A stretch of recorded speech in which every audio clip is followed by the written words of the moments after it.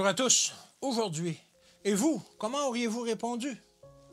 Les fils des prophètes qui étaient à Jéricho, vis-à-vis, l'ayant vu dire, l'esprit d'Élie repose sur Élisée, et ils allèrent à sa rencontre et se prosternèrent contre terre devant lui. 2 Rois 2, verset 15.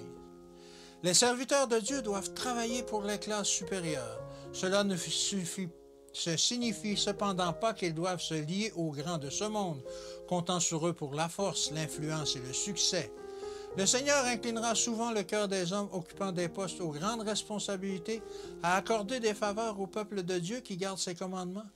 Mais quand les serviteurs de Dieu s'éloignent de lui pour solliciter la considération des hommes du monde, ils échangent la puissance pour la faiblesse. Nous avons devant nous une œuvre solennelle à accomplir.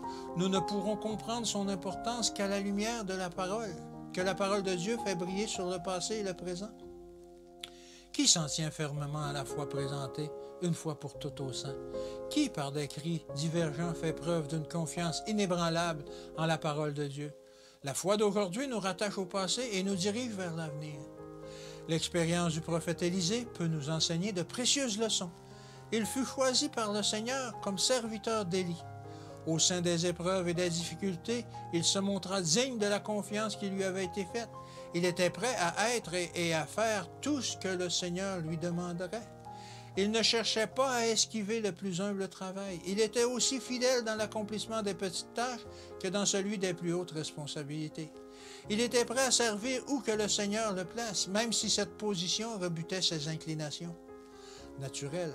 À chaque pas, il apprenait les leçons de l'humilité et du service.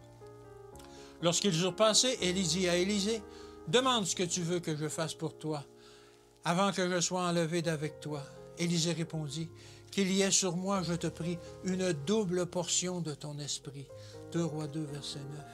Il ne demanda ni les honneurs du monde, ni une place parmi les grands hommes de cette terre. Il souffrirait après une double portion de l'esprit donné à celui que Dieu se préparait à honorer en l'enlevant du ciel.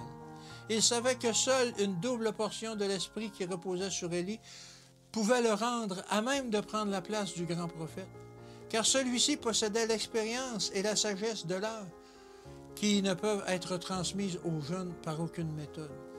Qu'auriez-vous répondu si une telle question vous avait été posée? En vous engageant au service de Dieu, quel est le plus grand désir de votre cœur? Que Dieu vous bénisse et qu'il vous garde aujourd'hui, et à demain.